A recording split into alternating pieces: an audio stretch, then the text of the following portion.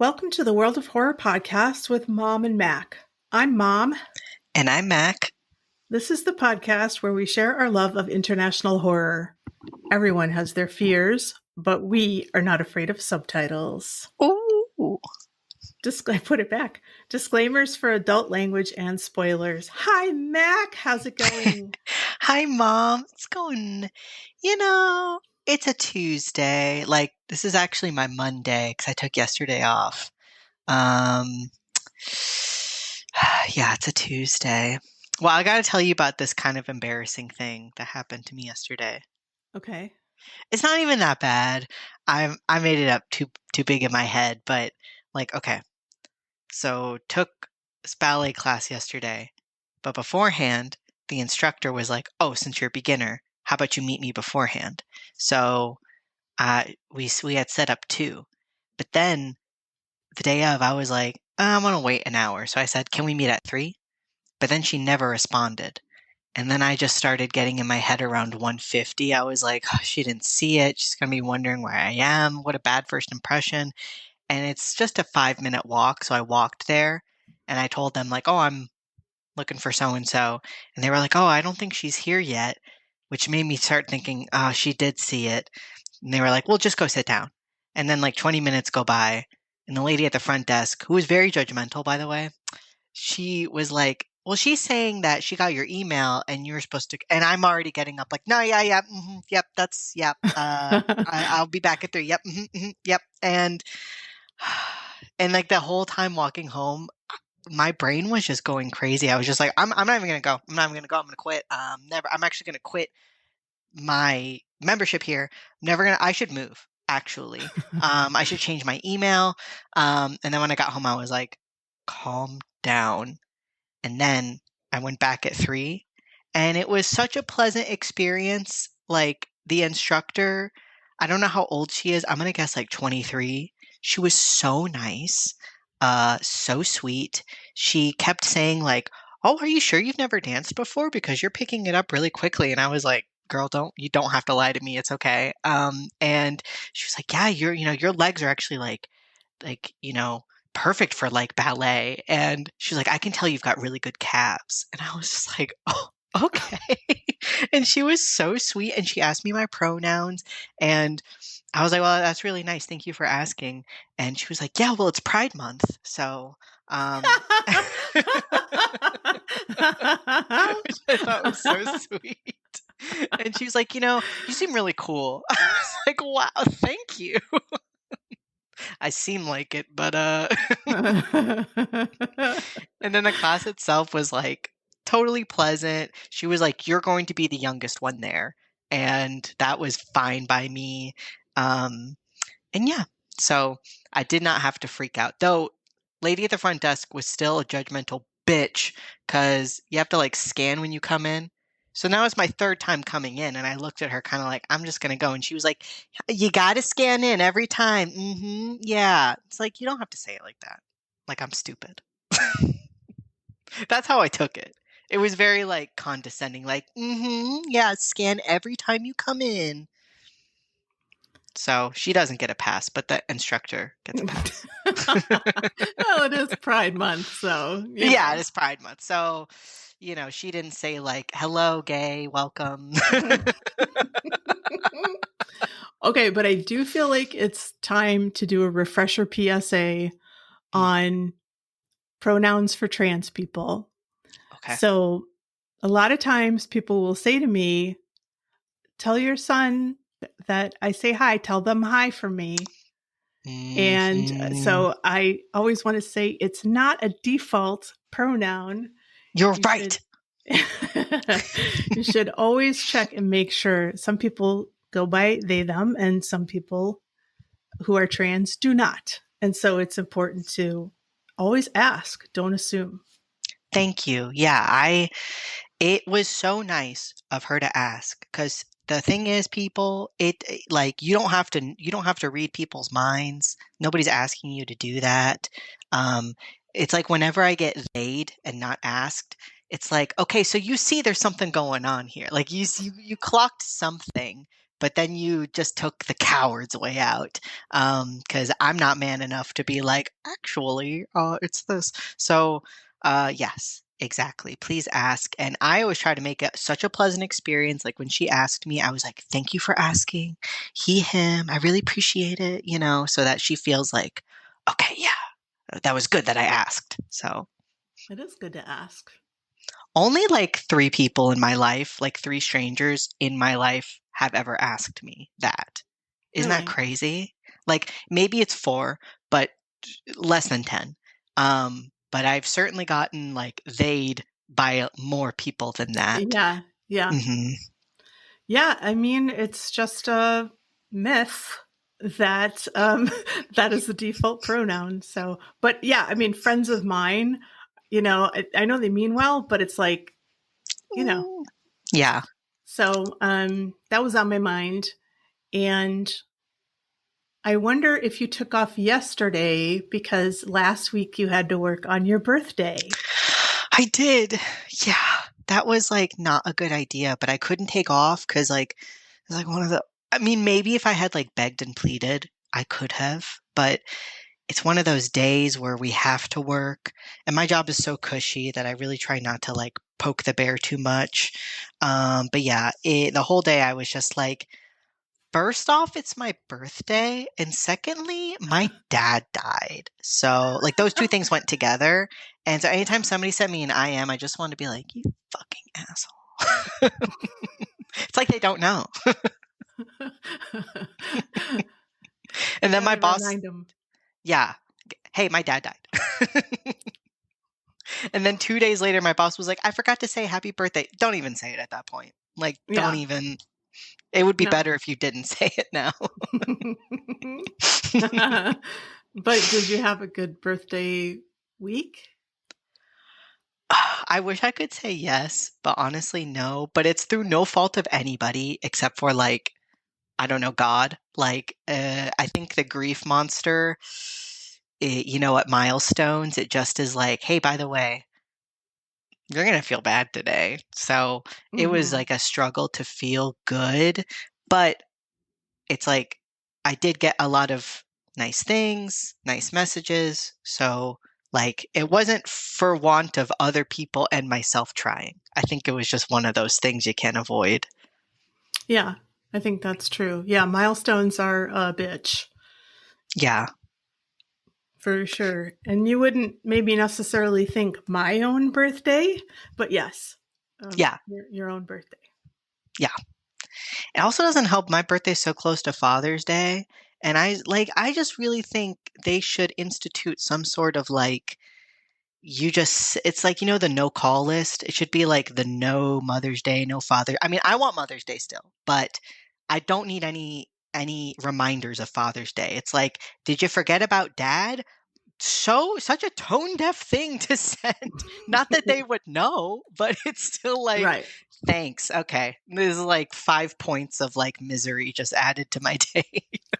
Well, I can't remember who I was talking to, but it might have been Quinn because she's 12 years younger than I am. But I said, you get to be a certain age and people just, sort of ask, are your parents still with us? Really? Yeah. Oh my Yeah. goodness. I would say around 50 is when I was getting it, and yeah, it's just one of those life things that you don't really know until you bump into it yourself, I guess. But yeah. Yeah. Mm-hmm. Makes sense. I feel like I've thought about before, like, not that I intend to be on any, like, I was thinking about first date questions and how awkward it must be if like you're on a date with someone, you're like, so what do your parents do? And you're like, they live eternally in the ground. And they're like, oh, no second date for you. Well, and it's another one of those things like one of my security questions for my bank login is what is your father's middle name? And I think I told you this joke, which to me, it popped into my head, nothing, He doesn't have a middle name anymore. But I said that to my therapist and she did not laugh. But yeah, it's Wrote still something down. every once in a while when it like pops up, it's like, oh, yep, that doesn't affect me anymore. I don't need that. It's not appropriate to ask me that. Yeah, no, thank you. What if you got two moms? Huh? Good question. And they could both be alive. And then you're like, Again, nothing. Yeah. I don't have, there's nothing that goes in that slot. I'm so excited. So this is a teaspoon like for drinking tea. Oh, it's so cute. Isn't it? But I found that these are really useful if you want to get like beads out of a container. Oh. And so I can never find mine, you know, and so I just ordered some. They sell them on the internet. So I just ordered some and I'm so excited. How delightful. Sort of that off-label use of something. So instead of a teaspoon for tea, I'm using it for bead retrieval. Bead retrieval. That does remind me, one day I was like, I make a lot of PB&Js. I would like a spreader knife. And then I just happened to be, I was going to see a movie with a friend, and then she had to go home early. So I was like, well, I'll just walk around the mall. And I went to Crate & Barrel, and I just picked up one singular spreader knife and took it to the front. And like, they'll treat you like you're the riffraff, like when you do stuff like that. They're like, okay, just this? At least it wasn't like a butcher's knife. Just this, please. But the lady wrapped it, and it's like, you don't gotta be doing all that. Where was I saw some reel on like Instagram or something. It said that in Japan, when you buy a book, they wrap it every single time. So it's sort of like for privacy, but also, to protect the book. And, that's nice. Yeah, I thought so too. That is very classy. I think every place should give you like a black bag. Yeah. Yeah. Why does anybody need to see what I got? They don't. Exactly. Well, hey, how are you? I'm doing pretty good. I got up this morning pretty early. Ew. So last summer I was getting up, this was my schedule last summer. I was getting up between 3:30 and 5, let's say. And if I woke up on the 3:30 side, I'd say, okay, you can get up at 4. That's the time that people get up. And then I would do a bunch of stuff, like maybe 2 or 3 hours of work. And then at some point in the morning, I would take a nap. And I loved that schedule. I thought that is like the ideal schedule for me. Well, this summer, I've been waking up. My alarm goes off at 5:30, but I'm like, no, most days I'm like, not at all. So I'll set it for like 6:30 and then I'll usually get up.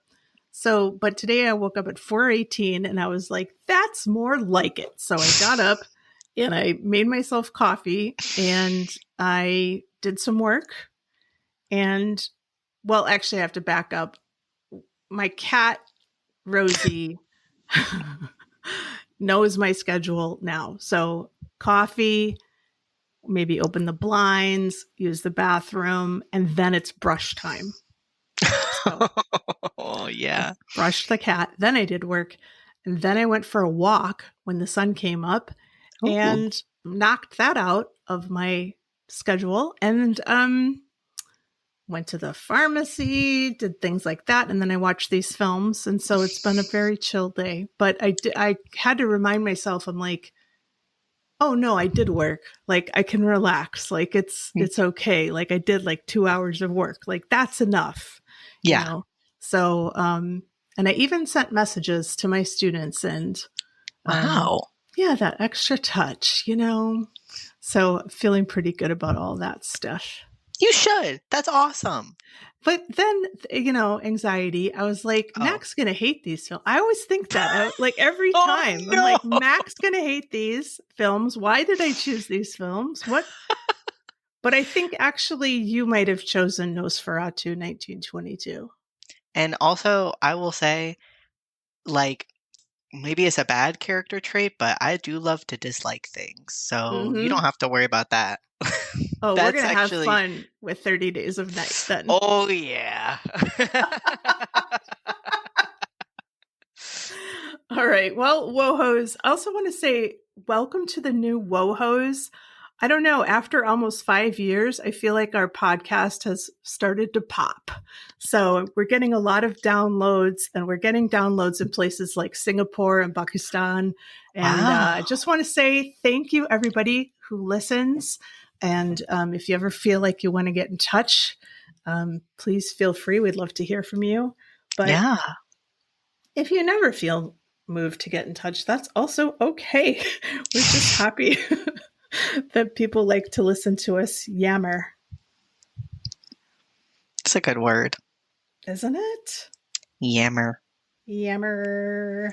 Yammer, yammer, yammer. So this week, WoHos, we are talking about vampire movies. And Mac had mentioned to me that he wanted to, see more classical horror films.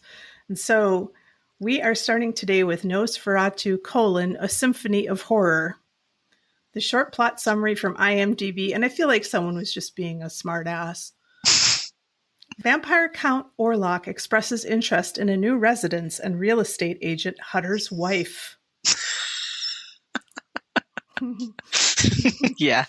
Yeah. They had fun with that. Directed by F.W. Murnau, screenplay by Heinrich Galeen, based on Dracula by Bram Stoker. Starring Max Schreck, Gustav von Wangenheim, Greta Schroeder, and Alexander Granach. Cinematography by Fritz Arno Wagner and Günter Krampf, uncredited. Music by Hans Erdmann at the 1922 premiere. The release date was the 4th of March, 1922 in Germany, and it has a running time of between 63 and 94 minutes, depending on the version and the transfer speed. Mine was on the 90-minute side. How about you? Same. 90 minutes. And did you have music with yours? I did. Okay, so did I. Did you watch it on YouTube? I did. Me too. I know music was like different back then, but that music was straight up goofy. Sometimes it was. I liked the sort of hero theme, like whenever like the couple was like getting together or reuniting or whatever, there was this sort of like hero theme that went along with it. Yeah. Like the high notes are good, but sometimes it was like, this is too jolly of a tune. Like when Orlok is like standing there, it's like, it's like, no, this should be like, dun, dun, dun, or like just quiet. That would be good. One thing I don't want to forget to mention is when Orlok rises up out of his coffin, it reminded me of La Diabolique when the husband rises up in the bathtub. And I was like, I see what you did there. All right. This is straight up from Wikipedia, but we can interject as needed. And I'm trying to get my eyesight right with my glasses and everything. Okay. In 1838, in the fictional German town of Visburg, Thomas Hutter is sent to... Okay, that was the other thing, too. I'm like, is his name Hutter or Thomas? Because she calls out to him, Hutter. Yeah. That's like calling your husband's last name. So... Yeah, maybe that's just what they did. Maybe. And also, that one part where the friend's neighbor guy, I don't know, he went to check out the boat or something like that, the ship, and he's wearing a top hat and like this cape with tails, and he's got a cane, and I'm like, why? Is that casual? I don't know. Maybe there wasn't any. Maybe there wasn't anything like as casual in 1838, but I just kept thinking that it was the 1830s. Thomas Hutter is sent to Transylvania by his employer, the eccentric estate agent Herr Kanak, to visit a new client, Count. It's easy. Yeah. It's easy. Thomas Hutter is sent to Transylvania by his employer, the eccentric estate agent Herr Canuck, to visit a new client, Count Orlok, who is planning on buying a house across from Hutter's own residence. As Hutter studies the route on a map, Canuck secretly studies a mysterious correspondence in Kabbalistic symbols. He was not subtle in any way. Like, he just had to turn and he'd be like, hey, what are all those glyphs on your paper, boss? Like, I love it. What were you saying? When he flips the paper over and there's like a house. Yeah. Oh my God. And he's so like, yeah, devious.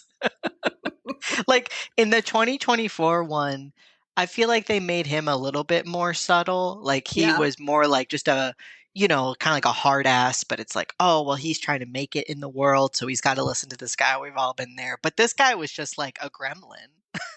A gremlin, yes. That's a good way of putting it. Yeah. I felt like he had like Danny DeVito hair. Yes, yeah. Yeah. And I mean, eyebrows that went on Popped for off. days. Oh, yeah. Amazing.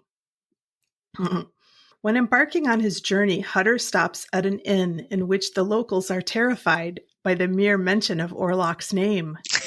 I love this. He's just like, well, so I'm going to go see Count Orlok. And they're like, whoa! He's so jolly the whole time. Oh, he's so jolly. He's like just always got a huge smile on his face. Even when he's leaving Ellen and she's like sobbing, he's like, bye. But he loves her so much. And this is going to be a lot of money.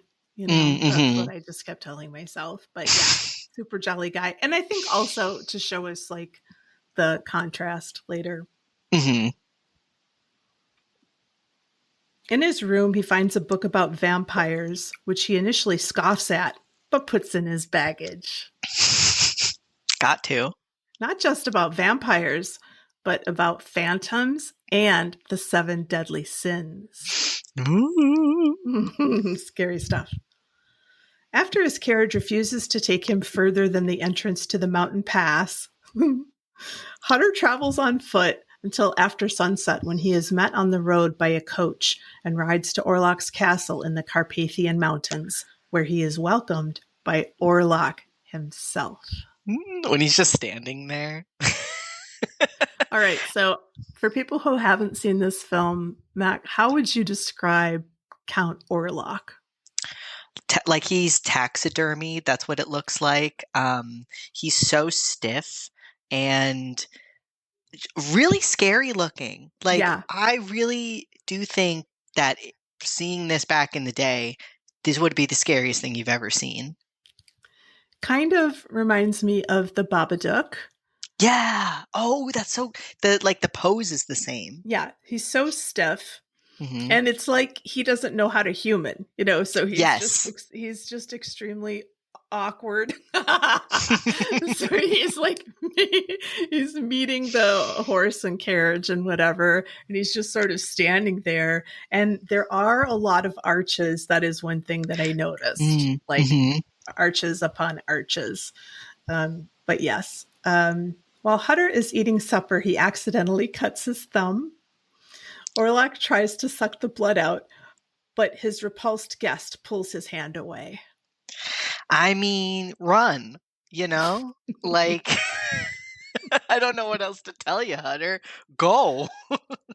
Yeah, the acting is like really huge, but it's so good. I was trying to figure out, like, there's one part where Hutter is like smushed against the wall. Yes, I love that part. And then he kind of crab walks his way like up the stairs. He's so scared. But yes, in this moment, he's terrified. And as you would be. I mean, this is really scary stuff. Hutter wakes up the next morning to find fresh punctures on his neck, which he attributes to mosquitoes. I laughed out loud when he's writing that letter to Ellen, and he's like, 2 mosquitoes bit me, one on top of the other. It's no big deal. The mosquitoes here are quite a nuisance. That night, Orlok signs the documents to purchase the house and notices on the table a miniature portrait of Hutter's wife, Ellen, an image that the young man carries with him in a small circular frame. Admiring the portrait, the Count remarks that she has a lovely neck. That's when I laughed out loud. I love how over the top, or not even, but just like unsubtle it all is. It's very refreshing. I feel like I kind of grew up in a time of extreme irony in all movies and stuff. Everybody's trying to have like Joss Whedon dialogue of being like wry and ironic. And so I love earnestness, and I just love like, give it to me simple, you know? This guy wants to predate on his wife. Easy, you know? Yeah, there's no nuance here at all. But I just love that. She's got a lovely neck.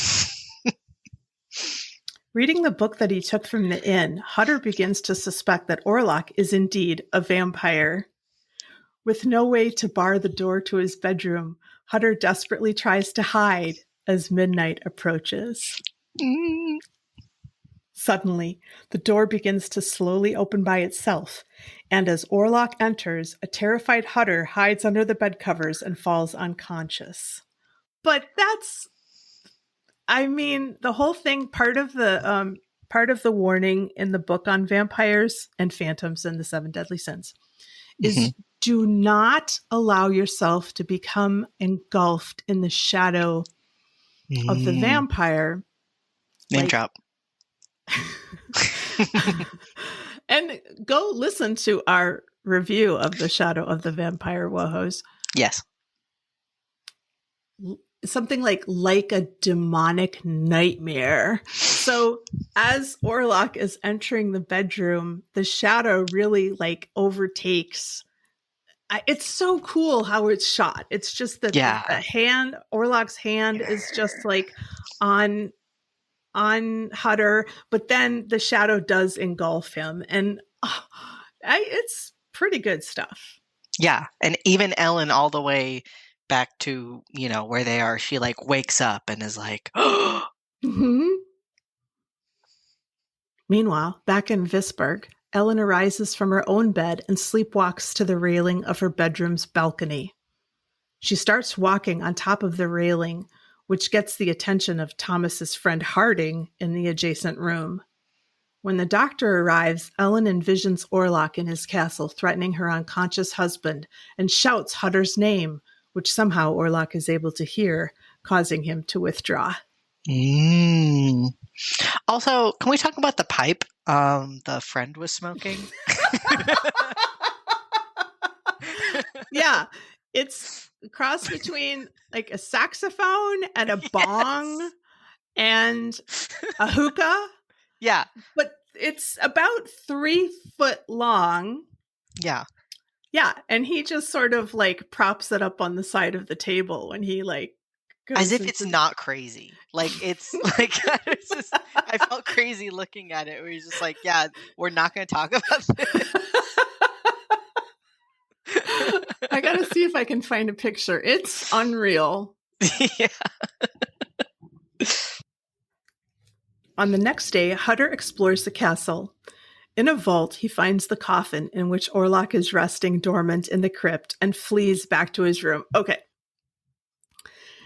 Yes, but first, there are all these mice that crawl out of just one corner of the crypt. And then it kind of like pans over to the top of it, and Orlok is just there. Like suspended. He's not covered up or anything.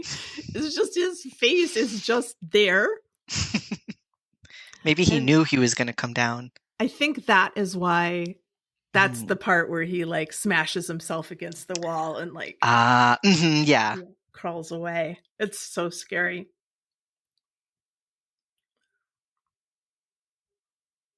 Hours later, as Hutter watches, Orlok piles up coffins on a coach and climbs into the last one before the coach departs.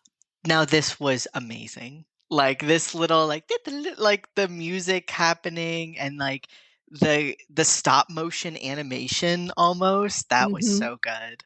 Yeah, it's so cool because he's piling up these coffins like pyramid style. And so the last one, he just like he just like levitates into, and then the cover like levitates like on top of him. It's so cool. I wish it's so sad that they, I guess, couldn't ever film at night back then because I Yeah. kept being so confused. Like, wait, it's like absolutely daytime outside. But then I was like, oh, old movie. Yeah, and there were different versions and they tried to like paint the film like blue or Oh. purple. Um but yeah, I was a little confused too, especially when he gets to Visburg and it's like full daylight. Yeah. Hutter manages to escape from the castle, injuring him. Well, yeah, he like jumps out the window and he like breaks his leg or something. And after a period of recovery, he rushes home. Orlok's coffins are taken aboard a schooner, which the sailors open only to discover rats. All of the crewmen later die, and Orlok takes control of the vessel. Oh my god! And the I don't know what it's called. The cards that come in between that tell Mhm. you what's going on. It said there was a new captain of this ship. Ooh. It's amazing, like, how many things pull from this, you know? Like, how often have we seen coffin goes on boat, like, portends evil? You know, I can think of so many shows and movies that just, it's so amazing to think of that. And, like, you know, that one thing could spawn. And I know that technically Nosferatu is like, you know, Dracula. So even then, it's not necessarily totally like original, but I just think movie wise, it's cool how much, even like the way the shots are, it's like everybody's just taken from this Mm-hmm. in a good way. Like I like that, but it's just interesting.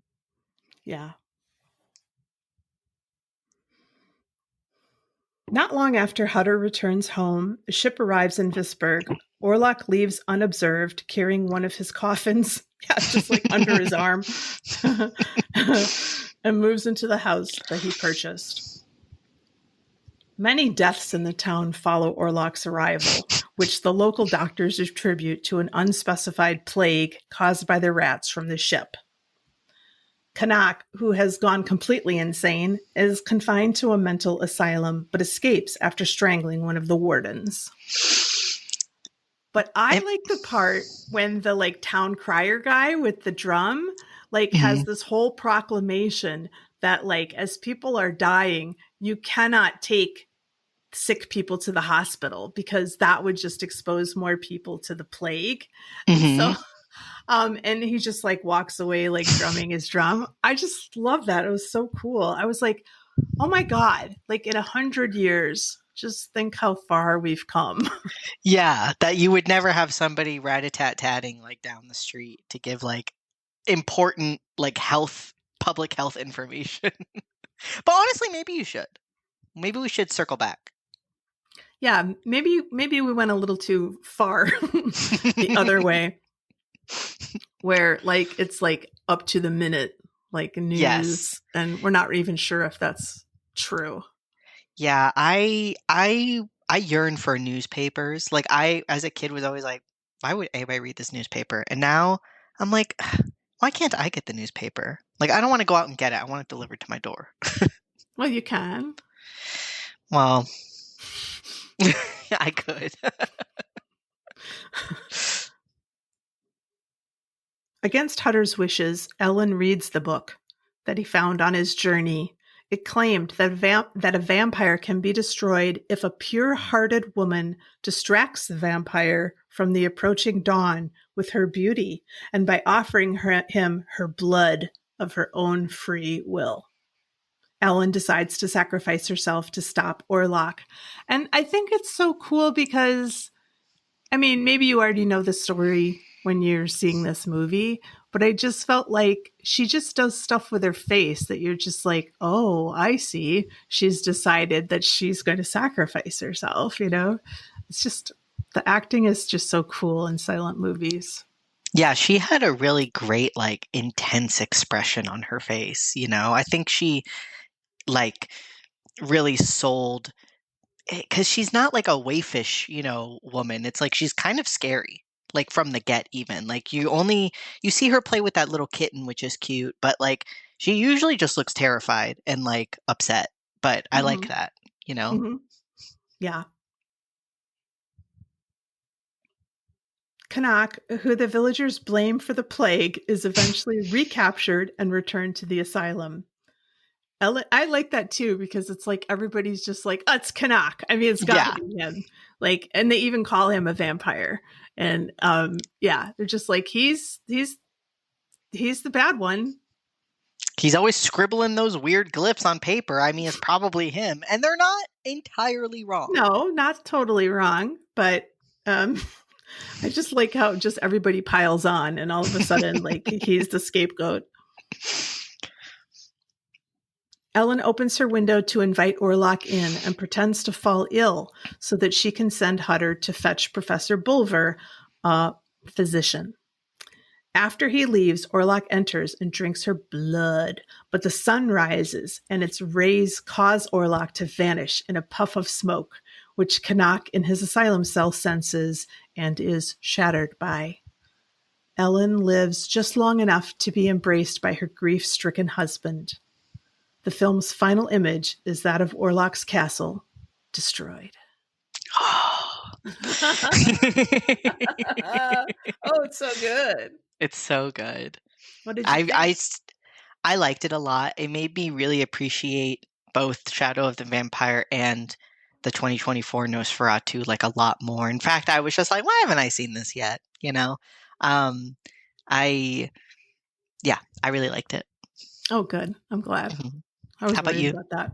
Oh, yeah. I had seen it before. And um, I mean, everybody's probably seen images, of Count Orlok or of like, the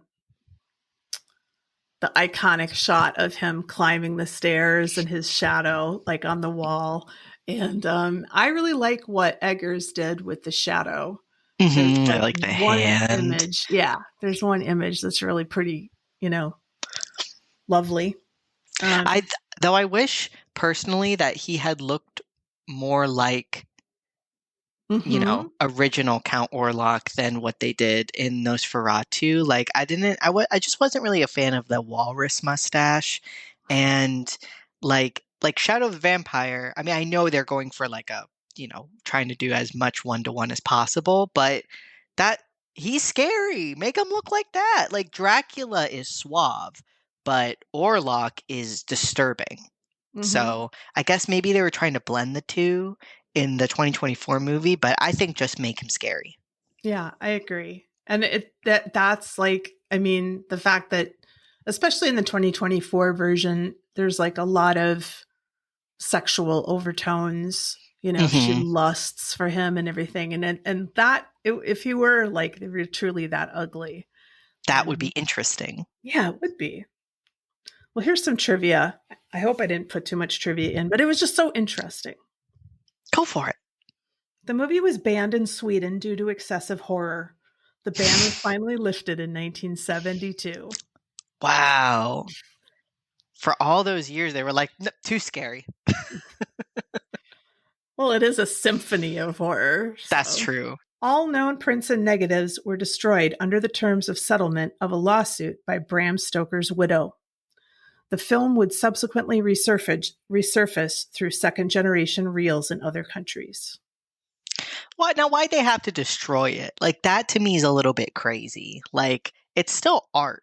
And yes, it did take, because at first I was confused and I was like, I don't remember the story. Like, is this Dracula or not?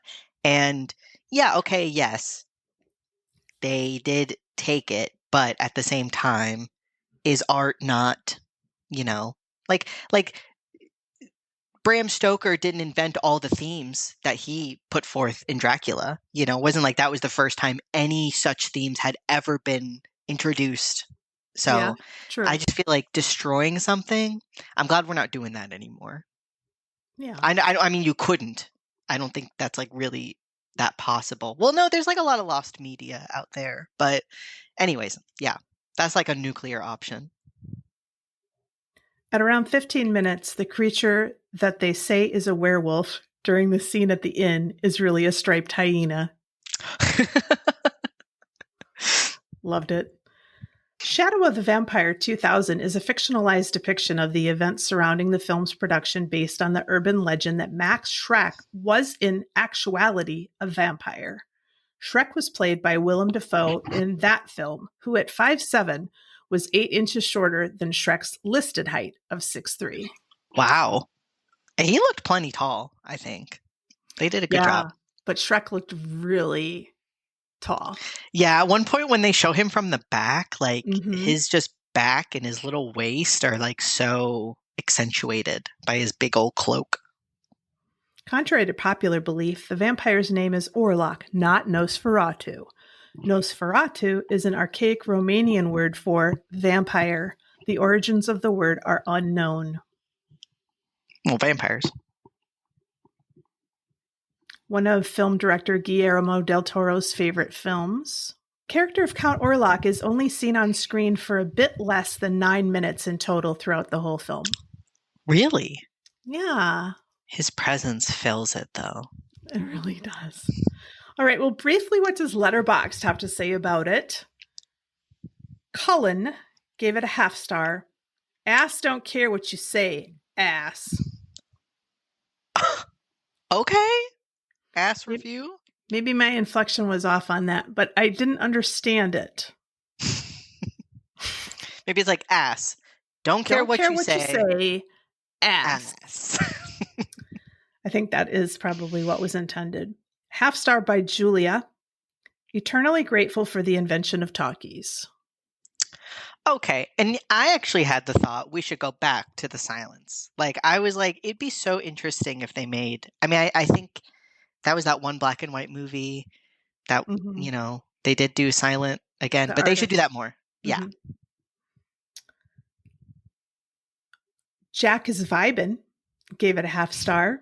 This was the longest 95 minutes of my fucking life. There's a lot of horror movies you have not seen then. That's what I would say to that. But Nini gave it 5 stars. Didn't expect it to be so breathtakingly beautiful. Taste. Capri Sack gave it 5 stars. Somehow it still creeps under your skin. Max Schreck just should not look like that. It's unreal. Feels like a ghost of a film, all shadows and dread. Not scary in a jumpy way, just unsettling, like your soul caught a cold. Oh, and perfect. Glad it wasn't lost. Oh my, what a great review. I know, like your soul caught a cold. Like, oh, okay. And Maayan gave it 5 stars. This movie has a way of storytelling and creating atmosphere that I just haven't seen in any silent film. I admit I was wrong. So how would we rate this? Deeds? I was going to say hyenas, but deeds is good. I would give it 5 deeds written in glyphs. Me too. Oh my gosh. So great. If you haven't seen this, WoHos, do yourself a favor. You can see it for free on the Internet Archive or on YouTube, and probably a bunch of other places. It is, you'll thank us. Yeah, just go do it. Just do it. Would we watch it again? Yes. Yes. And do you have a favorite scene, Mac? I mean, I do just love like him kind of slowly, like, you know, moving forward. Like anytime we just get to see his whole visage, and also the coffin's stop motion on the truck. That was pretty great. That was really good. What about you? I like the shadows. It's really basic, but I like the shadow when he goes into Hutter's room, and then also when he goes to see Ellen. I just, oh my God, so good. Who wins the You Fool award? I guess Hutter. Well, yeah, I was going to say or Canuck, but Yeah. I mean, you make a deal with the devil. I mean, what do you expect? I feel like Canuck kind of like, you had to have known that something like Yeah. this would happen, right? Like, Yeah, but I guess, and it's kind of like one of the characters in 30 Days of Night. I mean, I guess it's just such an appealing draw mhm. to throw in with such a powerful monster. Which is so like, I wish maybe if this were me and I was doing Nosferatu like 2054 or something, um, maybe give us some backstory as to like why Kinnock would be so, because you know that's the question mark for me about Kinnock and the stranger in 30 Days of Night, where it is kind of like, but why though? Yeah, right. Like, because you could give a lot of reasons, and I'd be like, okay, but with no reason, I'm like, but why? Yeah. Yeah. All right. So 30 Days of Night. Here is a short plot summary from IMDb. After an Alaskan town is plunged into darkness for a month, it is attacked by a bloodthirsty gang of vampires. And I do remember seeing the preview for this as a kid at Tara's house when she babysitted me, and I thought it looked like the scariest movie ever made. I never heard of this movie until somebody recommended it. Really? It Yeah. must have been or maybe I saw it at like a Blockbuster, but I just remember being like, well, that would be horrifying. Like as a kid, it's like, yeah, that sounds really scary. Um, it was directed by David Slade with screenplay by Steve Niles and Stuart Beattie, plus Brian Nelson, based on 30 Days of Night by Steve Niles and Ben Templesmith. I didn't realize it was a book.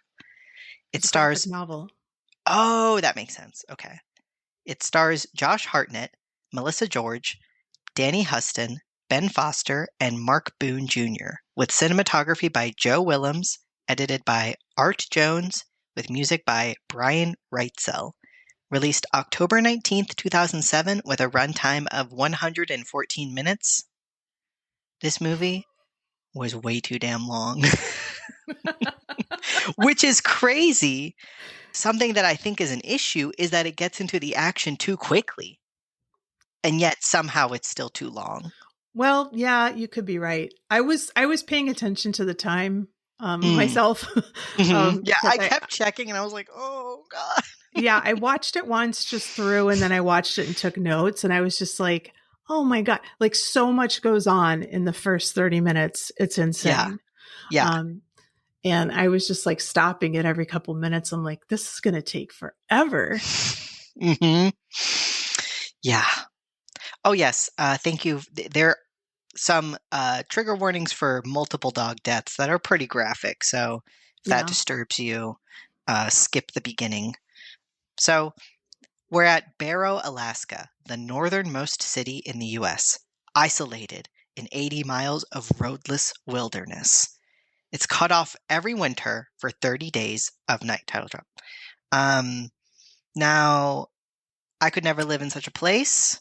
So, I mean, I think that's something that they bring up a lot. Not every person can live in such a place. Count me as one of those who can't. We get a close-up of the stranger, which is Ben Foster. We love him. Mhm. Of his face staring out onto the ocean on a ship. At a Okay. ship. Also, what is this? Yeah, I don't get this part at all. me neither. Like, so Right. much I have a question mark about, of like, and why, who, where? But yeah, I mean, he rides up. I mean, and the question is asked later, like, how did you get here? He Yeah. didn't get here by that ship, did he? And Because like, it's way the fuck out there. yeah. And how would you even know, you know? Well, I guess it could have dropped him off, but he's like still looking at it. I don't get it. It doesn't make sense to me. I don't know what's going on. He surveys the land, which is covered in snow, and then stops at a cliff overlooking the city. Now we're at the dun dun last day of sun. So outside of town, Eben and Billy come across a pile of burned up satellite phones, and they are puzzled. Eben, Excuse me. Eben and Billy stare at the setting sun in the distance, and Eben seems a little bit troubled. Billy insists on changing the population marker on the sign from 153 to 152, even though, as Eben points out, no one will see the sign for a month. And I just feel like this whole beginning part is such a wasted bit of time, because here's my thing. When it comes to like zombies and vampires and stuff, you're going to have a lot of people acting irrationally. A lot of like, don't go after them. They're basically already dead. You're going to die. But if any one of us were in such a situation and it was somebody that we love, I think we would all do the exact same thing. Or like, the whole, like in, what's it called? Shaun of the Dead. It makes sense whenever Shaun is hesitant to kill his turning mother. And we, the audience, are with him because we also love her. So this part of the movie is where you're supposed to make us like everyone and make us go, oh no, they died? Oh man. But they don't do that. And really by the end, you're just like, okay, whatever, die. I don't care. I don't give a fuck. There are so many people. And I mean, I had the subtitles on, so it would say, who, it would be like Jeannie, whatever, screams, like, oh, that was Jeannie. Okay. Like, yeah. There's so many people. It's just like really hard. And when they get down to like really small numbers, I was like, God, thank God. Cause like, right. I had such a hard time keeping people straight. Yeah. And this would be solved if you made us go like, oh, Jeannie, that's classic Jeannie. But, I really don't have a lot of love for many of the characters in this movie, which is not their fault. No. Their character, they should have just, make it fun. You don't have to get into the murder like 2 minutes after introducing us to everyone. That was another thing. I was like, this movie has like no sense of humor. No, right? And it's a horror movie. Like, you need to lighten it up a little bit. I would say NOSFERATU's got a sense of humor. Definitely. Yeah. So, we meet Stella, who is the fire marshal for the state, and also Eben's ex. Not that we ever fucking find out what she even says at one point, because they're like, so many people in this movie are like, why are you guys broken up? And she's like, I would need a century to have to tell you all that. No, just give me like a synopsis, okay? Because if they're confused, I'm doubly confused. I don't even fucking know you, So that part annoyed me. So a lot of people are just like leaving for the month, which is understandable. But there's also a number of dogs who are chained outside and then are killed by an unknown person. And not by a vampire. We know this. We know that for sure. They have a knife. Yeah. And it's daytime, I believe. So who could be doing this? And like one homage to The Thing, which I thought, and then there's another one later, but I'll mention that when we get there. Then we meet Bo, who is working on his truck plow. Eben says he has to cite Bo for leaking fluids from his truck onto the street. Oh, now I'm remembering this is what the opening is for, foreshadowing. But not for any character development, just for things that might pop up. Exactly. Later. It's like everything, we circle back to everything, but yeah, there's no character development. All we know is like Bo, the guy who's fuzzy and he works on a truck. Yeah. And he's kind of a loner. And then Eben says, like, I have to give him citations so he feels like he's a part of the town. Oh, what town? I don't know you guys. Like, like, man, when they show us that grinder thing, it's like all you're thinking is, so somebody's going in the grinder. Okay. So Stella is speeding to get to the airport, but she collides with Malachi's truck. Stella calls Eben to get a ride to the airport, but he gives the job to Billy. He's like, well, Billy will pick you up. Because again, for some unknown reason, they are awkward. So Eben goes to check on the dogs, and he's like, we'll find out who did this. Okay, Um, first of all, I don't know what your history with Josh Hartnett is. I don't really have one. yeah, me Um, neither. oh, okay. I he was sort of around, like, Hmm. in the 2000s or whatever, but I never cared about him. And I Yeah. don't find him the least bit like macho or like heroic. I mean, he looks like a nice fella, but I mean, I think he was really miscast. I kept wishing he was like Chris Hemsworth or somebody. Yeah. Um, Yeah. like now that would be because you need like because this is a fake man. These men don't exist, you know? They're like, so at least give me a good fantasy. Sorry, Josh, but you got to give me a man that's so sexy, like so fine that I forgive all his like character flaws, you know? Like you have to give me a guy that's so insanely handsome and buff that you're like, I can watch this bland movie for 2 hours. And I'm Yeah. sorry, Josh, but you were not the one. No, not for me either. Honestly, get Willem Dafoe any I kept thinking one guy who's on the cast list looked like Timothy Oliphant, and I kept getting so excited that he was going to be in the movie, and he's not. Oh no.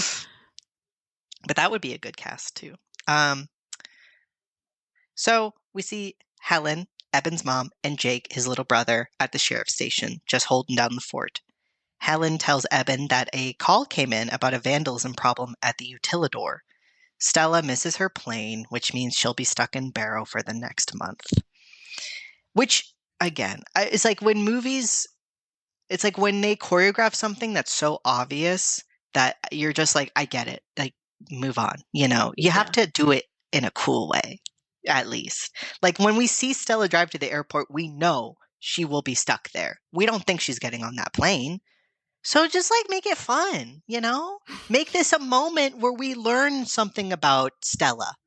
But we don't. We just know that for some reason her and Eben can't be in the same room. Um, at the Utilidor, we see Chekhov's Muffin Monster, a utility-grade grinding machine which Carter has found is full of parts from a destroyed helicopter. Mm-hmm. A lone man, Gus, at the cell tower is lured outside by strange noises, but he is soon dispatched as strange figures surround him, and then one leaps on him and rips out his throat. And this was the other thing reference, I thought. He kind of Mm. reminded me of Wilford Brimley's character, Mm-hmm. just like an old guy checking out the data. Mm-hmm. You know. Like, who's there? And then he's dead. Yeah.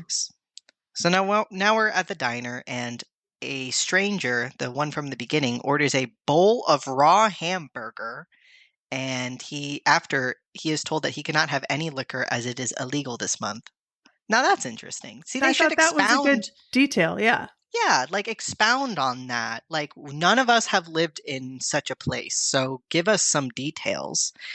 He becomes aggressive when Eben asks him to step outside, but Stella puts a gun to the back of his head. Now, this movie really encourages police brutality. Like, this movie thinks that's a good thing. They want police to Yeah. handle the riffraff. Yeah, that's true. I hadn't thought of it like that. I did want to mention about the raw hamburger. I don't know if this is a dish in Alaska. It is in northern Wisconsin. I never had it. Um, What? yeah, but there are Ew. some people in northern Wisconsin who do eat raw hamburger. I mean, to each their own, but it No. doesn't seem like it would take that long to cook it. It just seems Probably very save you. dangerous to me. Yeah, especially in Alaska, 30 days without a hospital. Like, are you going to be okay? Um, and now now I'm thinking about it, this part confuses me because when I was watching this, I was like, oh, he's one of the vampires. But no, this guy isn't. No. He's just being a weirdo. And now Yeah. that's confusing. Um, but I'm just excited to see Ben Foster. Ben Foster. So I'm forgiving all of this. Yeah. Honestly, he should have been the lead. No, just kidding. He did a great job as this evil man. So Eben takes the stranger into custody and Stella tags along. Eben and Stella talk about their respective adventures, and Eben says, "Hell of a day." And the stranger cryptically says, "Just you wait." I loved his little southern accent. I was like, go on, Ben Foster, you're creepy. So we see three friends walking outside. One of them gets yoinked and then dropped from the roof with his neck eaten away. Stuff like this, I mean, again, I do feel like this movie, it does not let you. Honestly, Nosferatu is a great parallel because Nosferatu lets you sit in the dread. This movie's just like, bam, something scary just happened, and you're Yeah. not even given the chance to be creeped out. You're just like, oh, okay, his Well, throat was ripped out. they might have been going for that. I mean, it just in this beginning part, this is actually maybe my favorite part of the Really? film. Yeah, just when like weird shit's happening, like Hmm. the phones that are all burnt up, and then somebody ripped out the rotor of the helicopter, and it's just like when somebody killed all the dogs, it's like what's That's going true. on, you know?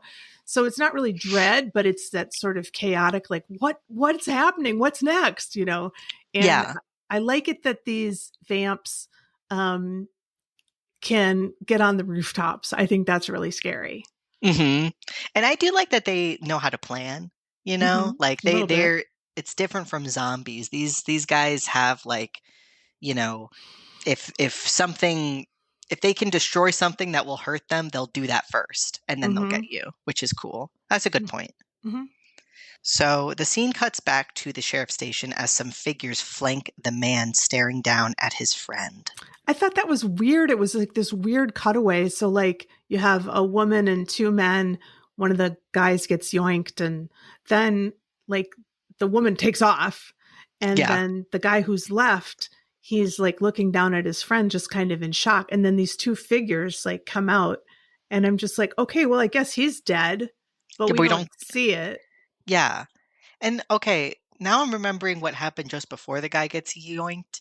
What kind of situation was this? Because the two Yeah, guys were like, pretty "Hey, you're fucked gonna come up. home with me. Let's rock paper scissors to see who will share you." It's like, is there any woman? Like, I know that there is, but um, this I don't feel like the men who wrote this movie have ever met like a woman maybe or talked to No, one. I To don't think me, so. I feel like they thought, well, we did a really cool thing because Stella's got a gun, so we got like a badass woman in this movie. So we checked all the boxes. Yeah, the dialogue in that section, I was just like, "Oh my god, stop Yeah. talking, you guys." Then when he's yoinked, you're like, thank you. Eben questions the stranger but gets nowhere. The computer and the phones are all down, and the stranger, who, yeah, you're right, has aggressively bad teeth, which again makes me be like, oh, vampire. Okay. No, No. he's just like that. He taunts Eben and Stella, saying that they are coming and they are going to take him with him. Now all the power goes out into town, and Eben's going to go to the cell tower, where he sees the door open, calls out for Gus, and finds his head on a post. Now, you never want to see this. No. This is like worst case scenario. So he rides back into town, and he's just he's the town crier now. He's like, go home, lock the doors, and load your Yep. firearms. And that would be, and I wish, again, missed opportunity. Because can you imagine how fucking scary that would be? You have 30 days of night coming before you, and the only sheriff is saying, guys, just like, I don't know what's happening, but like, Mhm. batten. And we don't even really get to see, I wanted some quiet moments of like stillness and fear as they await whatever's going to happen. But again, the action is like relentless, and I think it's almost to the movie's detriment. Okay. Yeah. Yeah, that's interesting. Well, I gotta say, it doesn't have high rewatchability. No. I mean, not to jump to that question, but I mean, I watched it twice and I'm good. Yeah. This was actually my second time watching it because I saw it forever ago. Because again, I remembered, oh, that's that movie I thought looked scary as a kid, and I was so disappointed when I watched it as a kid. I was like, or not. It was one of the first horror movies I really watched, and I just remember being like, man, what the fuck? Like it looked so cool in the Oh. preview. But again, this was me trying to give it another chance. Um, Mhm. I do that for many movies. Um, okay, so at John and Allie's house, this was the moment where I was like, they could have drawn this moment out Yeah. for a long time and cut out the bullshit at the end, and I would have been so glad for it, because this is a scary moment. We see John and Allie, and they're chilling, afraid, and then a vampire just fucking bursts through the window, grabs Allie, and shuttles her under some buildings. It's terrifying. That was like so scary. He's just like kind of like pushing her like under these like buildings, and he's so strong, and it goes so fast that you're just like, wait, what is happening? Yeah. Yeah. Ah. And she's ripped from John's hands in a very cool tracking shot. And he's trying to get to her, but he can't even do it. Like, that part is great. And I just was like, man, you all had something great. You could have really lengthened this. At the sheriff's station, the stranger monologues that the cold they feel isn't weather. It's death approaching. Now, this guy's kind of iconic now, knowing that he's not a vampire. He's just like a fucking weirdo. Just like rolling up to town, killing dogs, and it's just like, you guys are all gonna die. Give me some raw hamburger. I mean, he is freaking Jake out, the younger brother. Yes. Also, the much younger brother. Like at one point, Josh Hartnett says he's 15 years old. So what is Josh, like 30? Yeah, I'm like, can we get any backstory? Like, can I get a crumb of backstory? Yeah, not that never happens, but like, was it like a second marriage, or like what's the deal here? And I didn't realize that they were really brothers, because like Helen does seem like Jake's grandma, right? Yeah. But he doesn't seem like Josh Hartnett's grandma. No, she seemed like a coworker. Yeah. Yeah.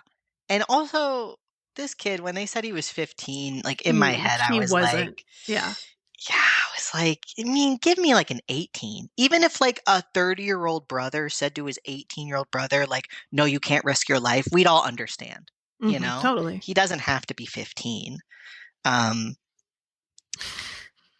So Eben returns and shoots the stranger in the shoulder because, Jake throws something. And I do love this scene of the stranger being like, now that you've given me that, I can pick the lock. And so then, Josh freaks out, gets close. What's his name? Jake. Jake gets close, and the stranger grabs him. So Eben shoots him in the shoulder. He shackles the stranger to the bars in the cell and questions the stranger.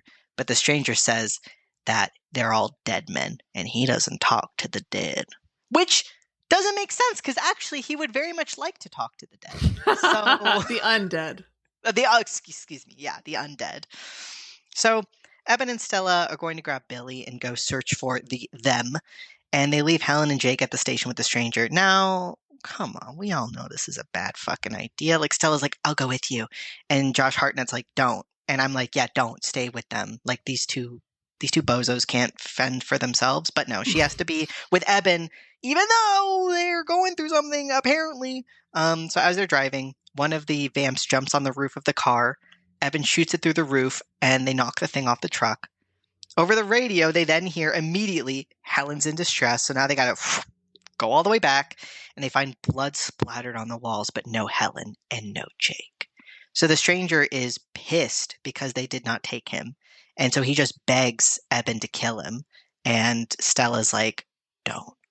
And, again, it's like, dude, Eben, he's like, I should kill you for what you've done. No, you shouldn't, because he's like, and nobody will even know that you're here. Like, Jesus Christ, are you not like an officer of the law or what, bro? Like, I get you're under unprecedented circumstances, but it only takes all of that for you to be like, I'll kill fucking anyone. I'll do it.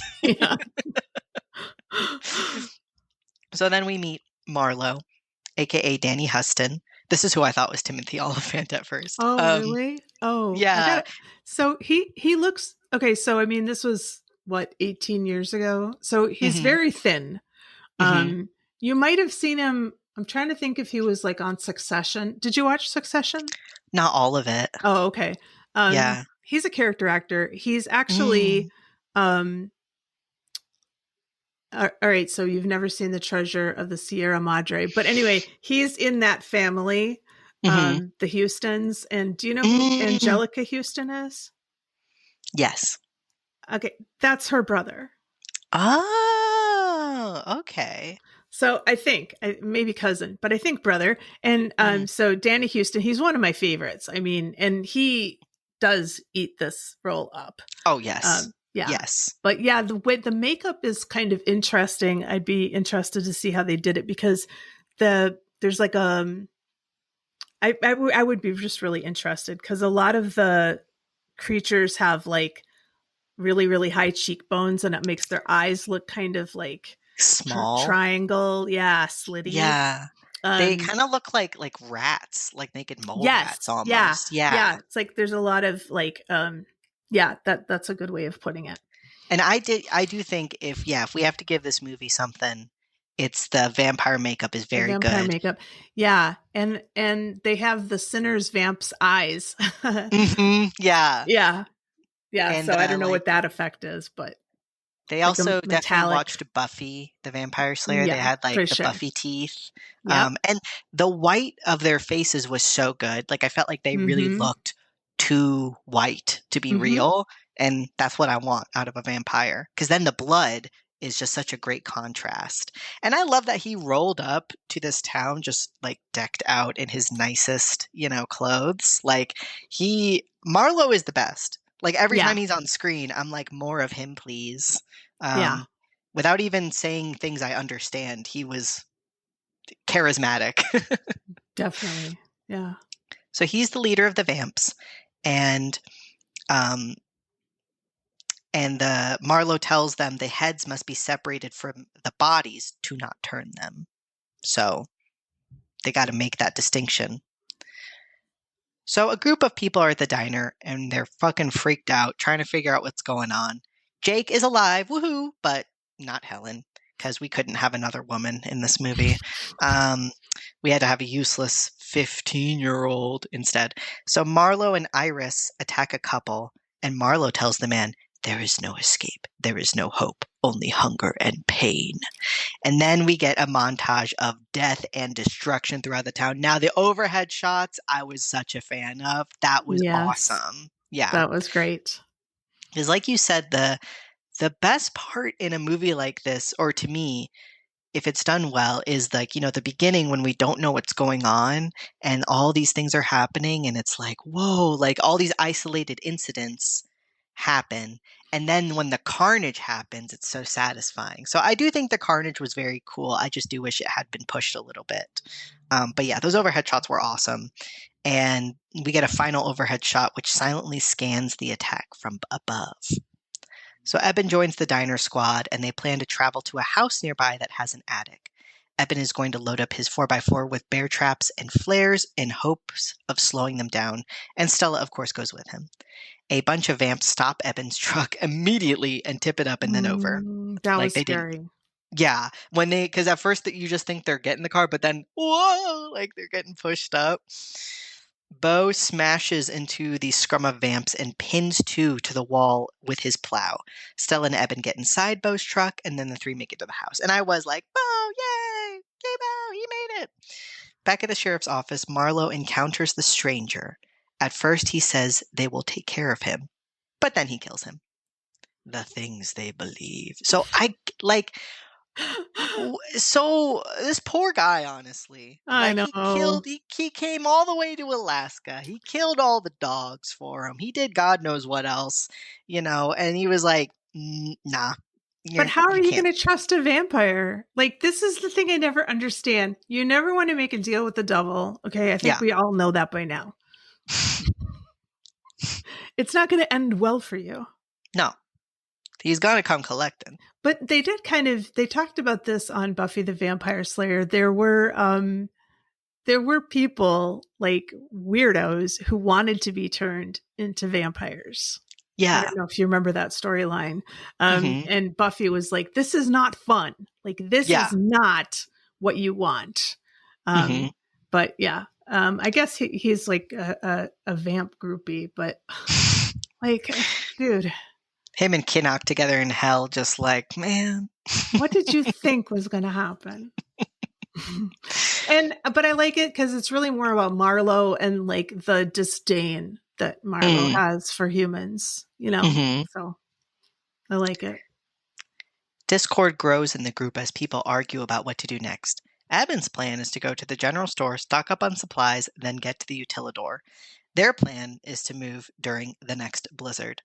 And it already cuts to day 7. Like, you're really thinking, like, now how it really doesn't make sense that the vampires don't find them. Like, at this point, Right. at least show me a shot of the vampires being like, let's play a game, like, let's wait it out, because they could come and get them at any time, How did they get everybody else? And now suddenly they can't find anybody? That's the other thing I don't understand about the vampires. Like, do they have, they have super specific smell, right? And I'm guessing they can hear really well. Yeah, they do this sonar clicking thing, They're like animals. Yeah. So they have highly tuned senses, but yet they can't find a group of 20 people in this one house. Who are not even being that quiet. No, they aren't, if we're being honest. No. And so to explain that, you could have them being like, let us see how long we can wait them out. We don't want to end our fun just yet. But no, we don't have that. That would be nice, but... So somehow they make it to day 7, and Kirsten is walking through town crying out for help. Now, girl, okay, are you not the dumbest bitch that's ever existed on the planet? Surely you've seen what's happened. You're like, help me. Well, that's explained, actually. Oh, it is? Yeah. I don't think I remember. Okay, so the people in the attic hear her, but they're powerless to help her, except Josh Hartnett still goes out. Because, for some reason. The vamps encircle her, and she pleads for her life, saying that she tried, but there isn't anybody left. Okay. So they set her up to as bait to lure people out. Oh, I see. I guess, I was confused. She calls on God to help her, but then Marlo says there is no God, and then she's tortured and killed as the people in the attic look on. Now, I did like this because I was like, that is something these vampires would do. Just go around her and slash her a bunch, and then it would be horrifying to sit there and watch that and feel like, oh, I did nothing to help, Yeah. Except Eben, I guess, did try, but why? Eben is outside as all this is happening, and John calls out to him from under a house. Turns out that John has been turned into a vamp. Now, if I'm the stranger watching from, the other plane, I'm pissed. Okay, you turn this guy into a vampire and not me. That would fucking piss me off. And so then Eben is forced to kill him with an axe. This isn't my favorite axe death. Now, there is an axe death later that I was like, I have to give props to them. This is a great axe death. This one was okay, but I did like that he was strung up around the swings. I thought that was a cool touch. And then the vampires come to look at him after. I thought that was interesting. And it does lend credence to the idea that they could get them at any time. They're just chilling. But I just wish we had, any sort of thing that told us that is what they were doing. Yeah. So Eben makes it back to the house, but he has an asthma attack, and he explains that John Reese became one of them. Marlo and Iris find John's body. Isaac, an old man with dementia in the attic, declares he is walking to Wainwright. Now, this guy has been a thorn in their side. Also, they are doing the thing I know you're not supposed to do with people with dementia, where he's looking for his wife and they're like, she died forever ago. That's not what you're supposed to do, folks. I think maybe that's why he was like, I need to get the fuck out of here. These people are telling me that my wife is dead. I think if they had told him, she's actually on her way. If you just take a nap, she'll be here soon. That's the shit you're supposed to tell him, I think. Yeah. But anyways, but he's just for plot. They don't care about him. And so Stella is trying to keep him quiet, but he escapes through a bathroom window. Limber ass old man. His son, Wilson, follows, leaving the front door open. And this is what I meant by, if they gave us some stuff that made us like these people, we'd understand.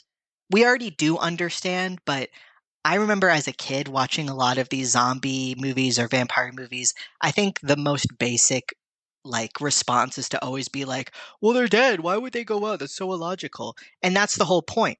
is that human emotions are illogical. But I think if you have your characters acting in that way and that's what we're thinking, I don't think you've done a good enough job at making us go, well, I see why they had to do. I mean, like, I know now logically why he went after his dementia having dad, but the whole time we've just been like, these guys are a nuisance. Like, that's all you think about them. So he leaves.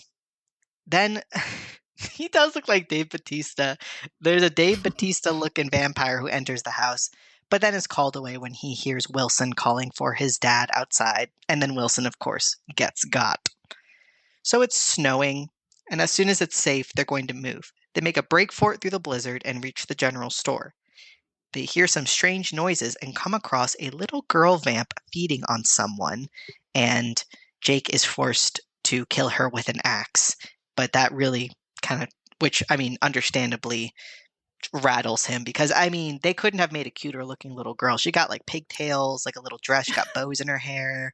They really wanted to sell that this was hard to do. Yeah. But I think she was a vampire before she got there, though, because all the people there are like, has anybody even seen this kid? You know? So, like, she was always a vampire. That's so dumb, too, because there's only 150 people in the whole damn town. So, of course, they don't know her.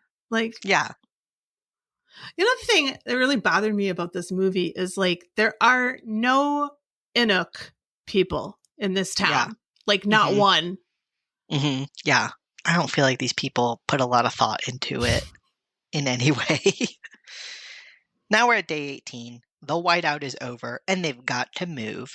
So they need a diversion to make it to the Utilidor. For some reason, Stella knows that the vamps cannot survive the sun, and they want to make it to Helen's house because she has an ultraviolet lamp to grow weed, which was a funny little, like, haha, old lady smoking weed thing that they had in the beginning. Eben's going to create a diversion, which is like their favorite plan in the whole world, and everyone else is going to go to the sheriff's station. Doug is still picked off, but the diversion plan works, and Eben burns Iris's face off. But then in this scene I did like because, you know, it works, but then he's like, they're going to cut the power, and then they do just immediately cut the power. And that's what I liked about these vampires, is that they were like, oh, he's got all UV lamps, let's cut the power. You know, that's what makes them cooler than... Or these guys a little bit cooler than zombies. They're kind of like zombies, but the mob. Because they are more zombies to me than vampires even, you know? Yeah. Like, yeah, they're eating, but they're more just like munching on them. They're not doing the whole like, you know? They put more effort into just making them gnaw on them like sharks. Or like dogs. I mean, they like bite your neck, but they descend upon your neck and then like worry it like a dog would. Yeah, they don't really do any like drinking, it seems. No. So that scares them off. They cut off the power. Eben runs away, and then Marlo kills Iris to put her out of her misery, which is, I like that scene because, you know, she's like just like crying and stuff, and he kind of like gently, you know, touches her face. So, you know, there's a sense of community amongst these vampires. They are like a crew, which I like. So Bo wants to get on that action, so he drives Malachi's chainsaw truck and shoots up some vamps, drives the truck into a building. His plan is to blow up the building with dynamite. He's like, you're not going to get me. When it explodes, we even see like him just fly back, and he totally survives. And Marlo says to him, when man meets a force he cannot destroy, he destroys himself instead, and then crushes Bo's head with his foot, which I liked. But I really like that chainsaw truck. I'm like, what does it look like? What does it look like? It looks like a chainsaw, but it's like, you know, like the length of a truck in front of the truck. That's how big this like chainsaw looking thing is. And I'm like, oh, that's so cool to like break up ice and stuff. Yeah. I don't know. Now there's only 6 people.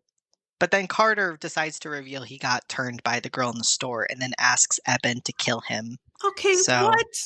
How long has it been? That's the other thing, too. How fast do people turn? Because Good question. This took a while. Yeah.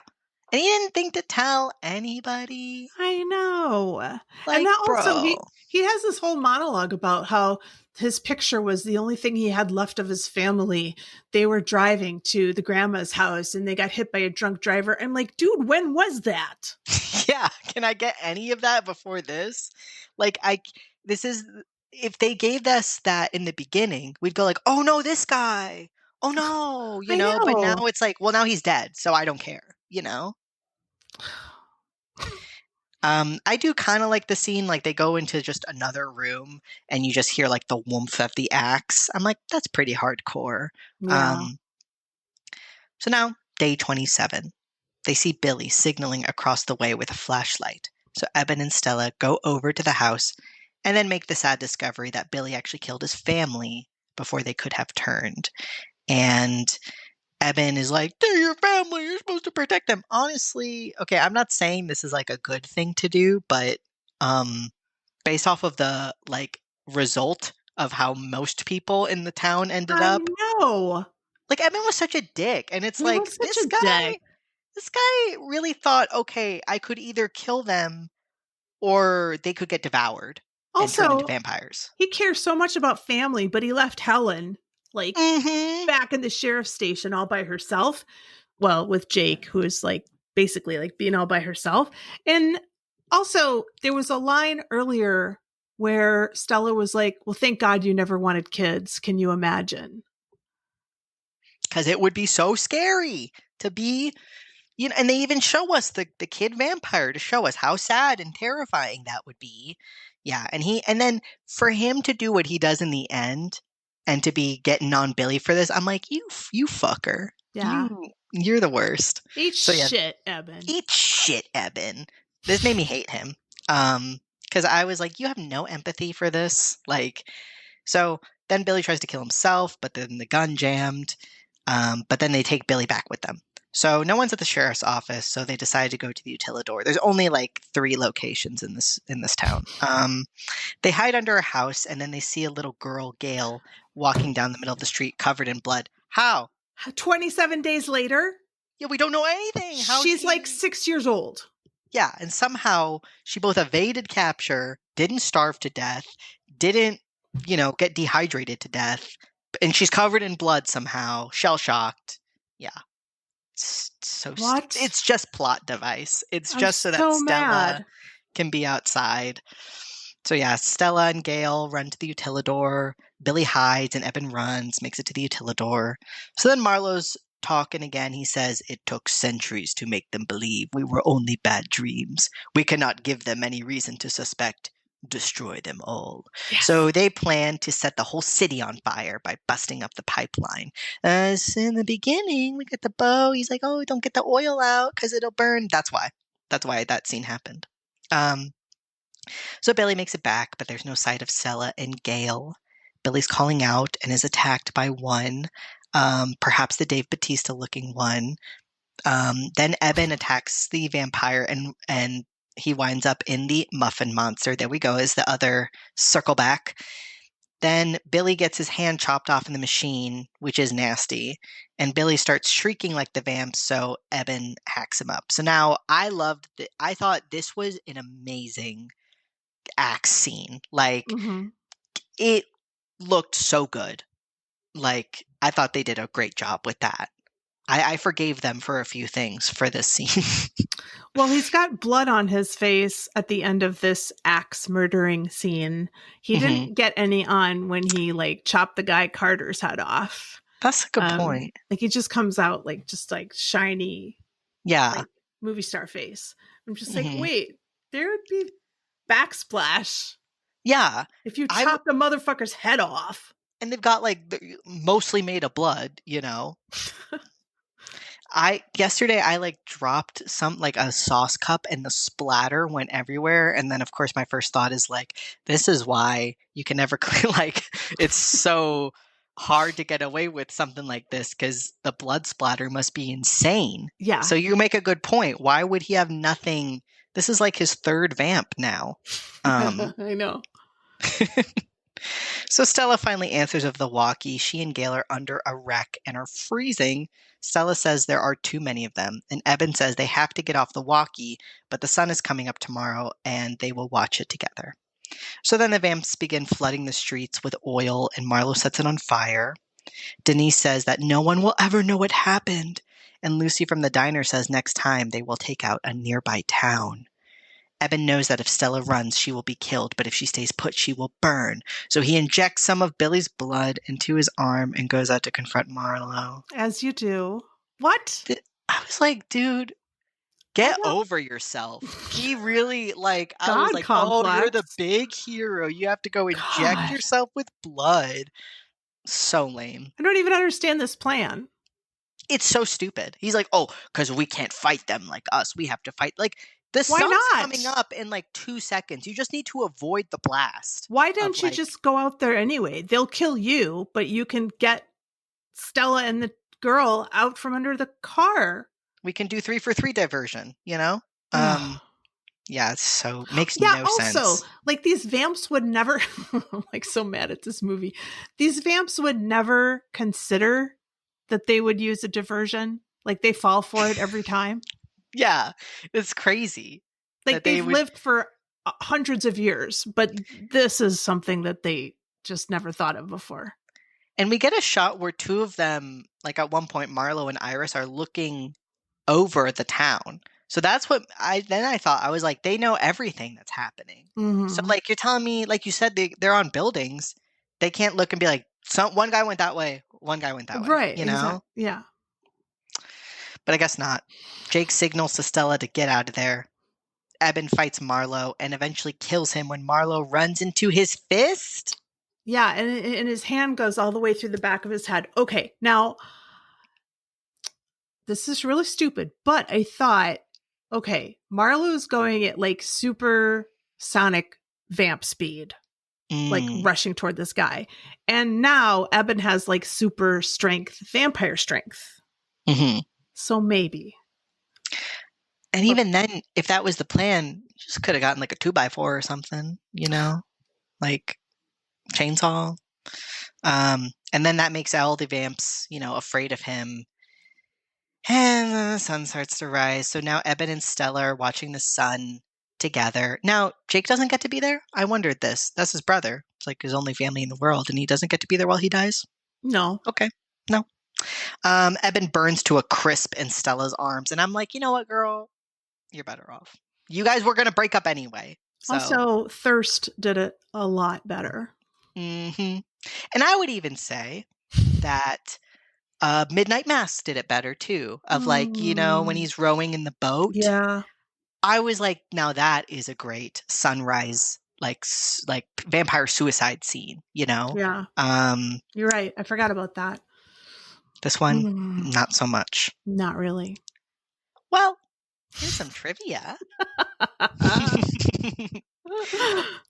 The vampires speak a completely original language. It was created for the film with the help of a linguistics professor at a New Zealand university.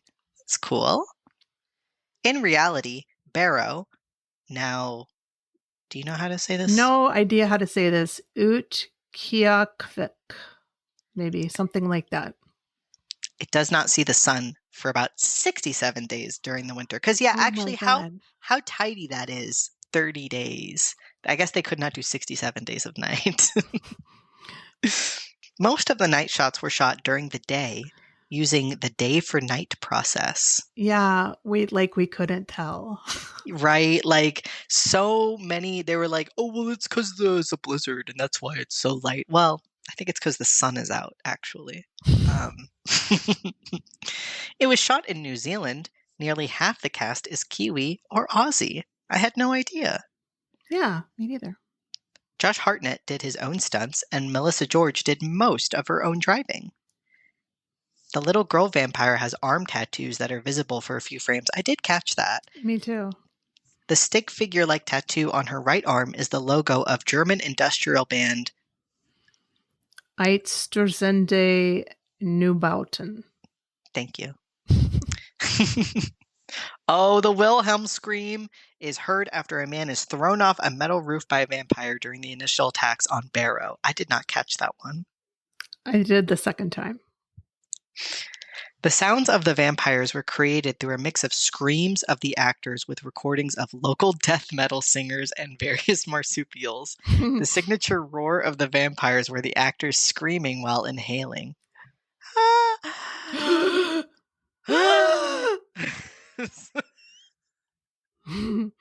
WoHos listening like, what just happened? One fan theory is that the character referred to as the Stranger is a nod to R.M. Renfield in Bram Stoker's novel Dracula. Both were approached by the vampire before the main characters. Both had a hunger for blood, Renfield for bugs and birds, the Stranger for raw meat.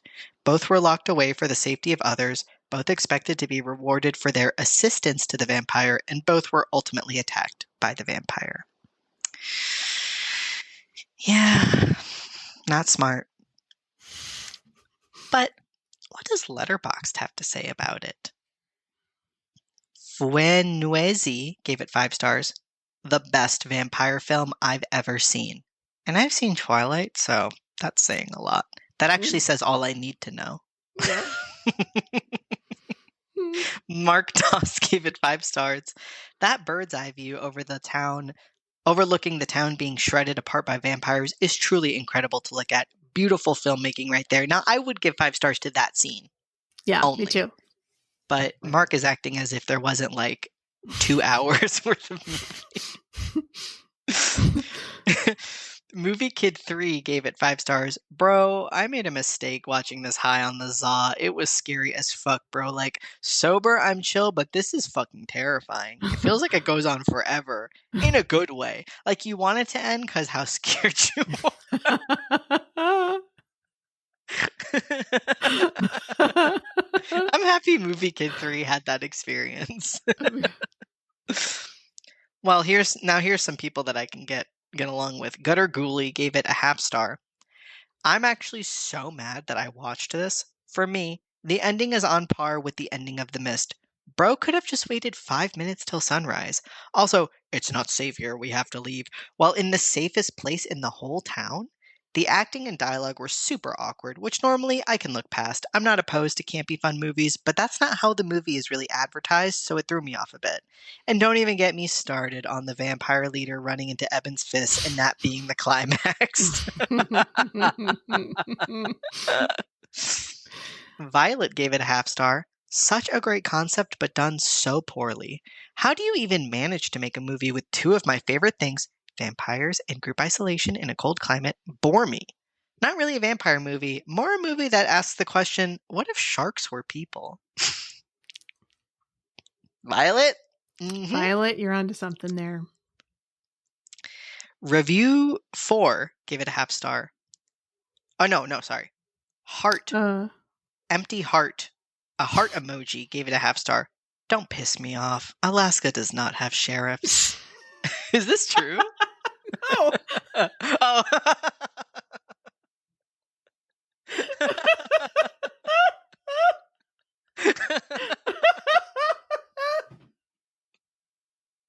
I just want to know.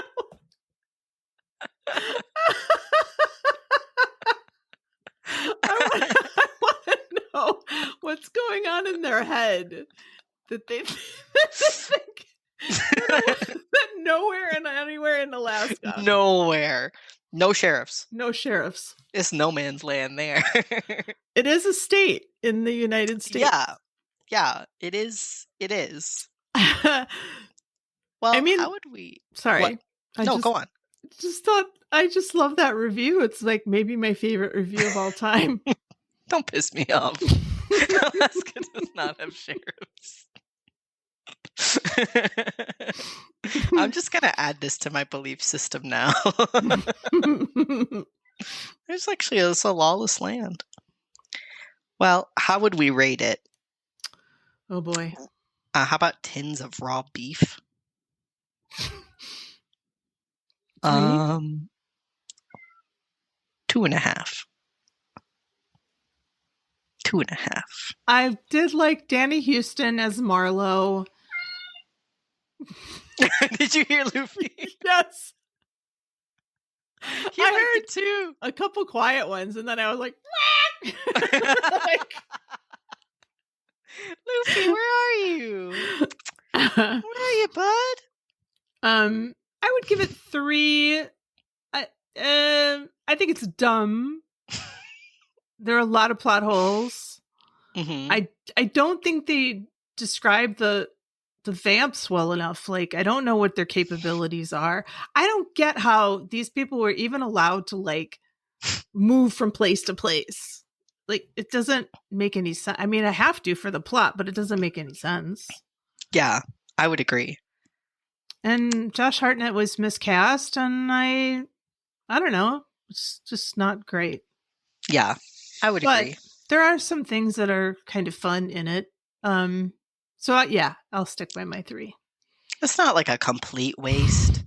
No. Yeah, but I think I would only put a few slivers of this movie into like a best ofs video, and then it's like you can watch that. Yeah. But you do not have to watch the whole movie. Well, what have we learned? Luffy, what have we learned? Don't make deals with monsters. Yeah, don't do that. Why would you want to live forever anyway? Like, they've never understood that about vamps either. No, like, because if you are hating your life that much, why would you want more of it? You know, join a cult or something. I don't know. Yeah, I would also say we've learned that maybe pick an earlier flight. Like, don't leave the day before the 30 days of night. Yeah. Like, just, I mean, leave like a week before. She's like, my plants are going to die. Like, also, don't I'm you have so friends? Yeah. I'm so confused. Okay. Would we watch it again? Hell no. No. Favorite scene and or kill? I'll say I like that axed scene. I like the overhead shot. What about you? I do like it when that Dave Bautista looking guy falls into the muffin monster. That was pretty great. I like Bo's moment of like badassery when he's like, I'm listening. When he's driving through the town and he's got this rifle and he's like cocking it with one arm and he's like knocking people off. That was pretty great. But and I do like kind of anytime that Marlowe is talking about like what a plague human beings are. Yeah, that's cool. Who wins the You Fool award? The Stranger. The Stranger. Yeah, ultimate You Fool. Him and Kinok make our beautiful pair. Yeah, definitely. Well, thank you, Mac, for having this conversation with me today about NOSFERATU 1922 and 30 Days of Night. Thank you. It was a pleasure. And thank you, Luffy, for joining us here at the end. What do you think, Loof? Oh, what a good boy. And thank you, WoHos, for joining us and for all your support. It means the world of horror to us, truly. Next time, we will be looking at Phantom films with The Phantom of the Opera 1925 and The Phantom of the Paradise. Remember, WoHos, we love you. And don't go into the basement. Yay!